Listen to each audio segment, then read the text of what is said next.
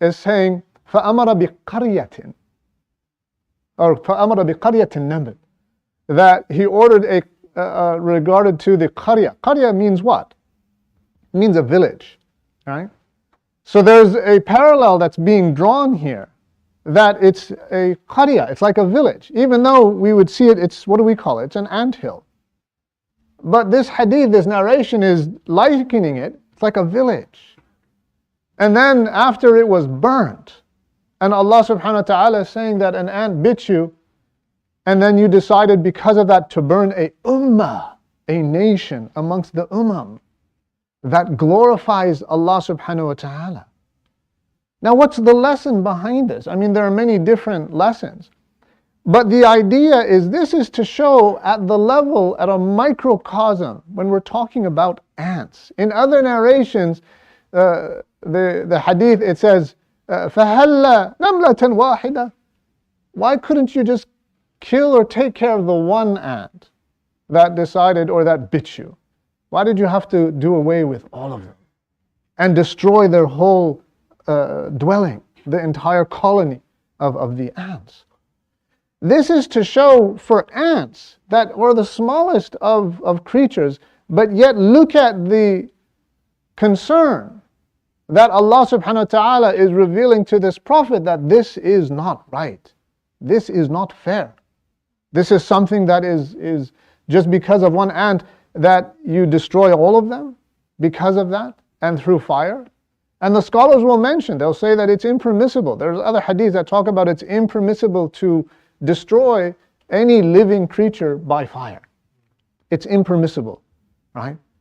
Now when we look at this, this is at the level of an ant. How much graver, how much worse would this be then for human beings, right? I mean, this is the message that's being imparted. Why is Allah and the Prophet ﷺ using words that relate it to human beings? Qarya, ummah. Right? Because there's a deep lesson within that.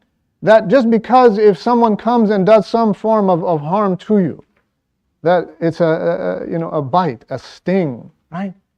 And then you lash out against them and you destroy, right? Like the scorched earth policy, al-khadr wal-yabis, like everything, you destroy everything.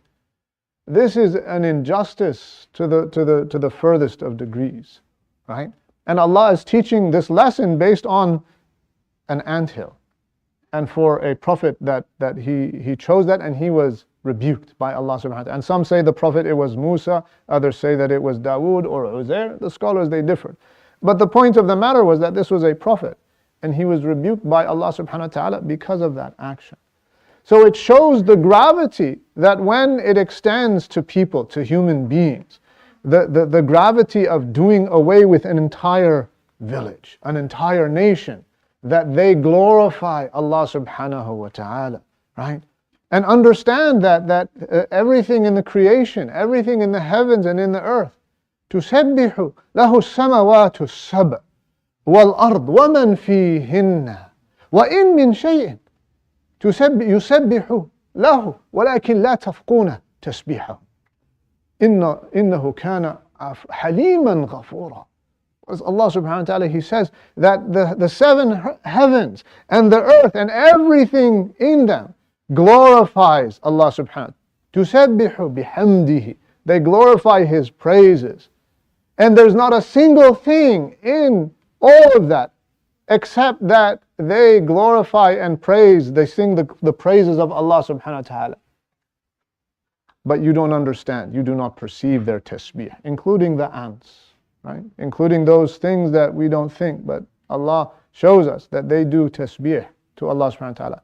They have that sanctity before Allah because of their tasbih, being in that state of glorification.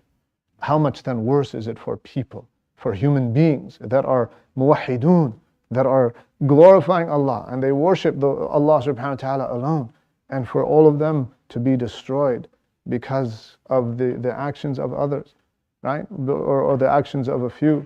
This is a deep, deep, grave injustice in the sight of Allah subhanahu wa ta'ala, and Allah subhanahu wa ta'ala will take care of the zalim. But it's just to show the sanctity of life that Allah subhanahu wa ta'ala gives within the animal kingdom, let alone within the human kingdom. فنسأل الله سبحانه وتعالى العفو والعافية وأن يفرج وأن ينفس عن كروب الأمة وعن أخواننا في فلسطين وفي غزة وفي لبنان وفي كل مكان يذكر فيه اسمه.